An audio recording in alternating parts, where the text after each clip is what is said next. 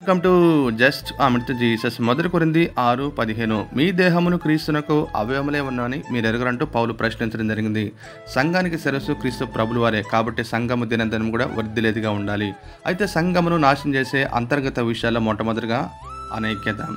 కొరింథీ సంఘంలో విభజన కనబడింది. నేను అపోల్ల వాడను, కేఫా వాడను, పౌలు వాడను, క్రీస్తు వాడను అంటూ విభజన కనబడింది. కానీ కీర్తనకారుడు సెలవించాడు, సహోదరులు ఐక్యత ఉంటే ఎంత మేలు, ఎంత మనోహరమని హెచ్చరిక చేయడం జరిగింది.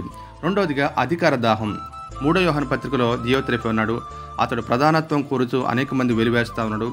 అలాంటి వారు సంఘంలో ఉన్నారు కాబట్టి అలాంటి వారి పట్ల అప్రమత్తంగా ఉండాలి. మూడవదిగా అల్పమైన ప్రోత్సాహం. దేవునికి ఇచ్చే విషయంలో దేవుని యొక్క సువార్త పరిచయలో చాలామంది సహకరించిన వారిగా ఉన్నారు. ఎందుకంటే ప్రభు బలలో చేయివేసే ప్రతి ఒక్కరు కూడా ఆయన వచ్చే వరకు ఆయన మరణాన్ని, ఆయన ప్రేమను లోకాన్ని చాటేవారిగా ఉండాలి. జాన్ పైపర్ అనే గొప్ప దేవుని సేవకుడు వెళ్ళండి లేదా పంపించడం గొప్ప మాటను తెలియజేశాడు.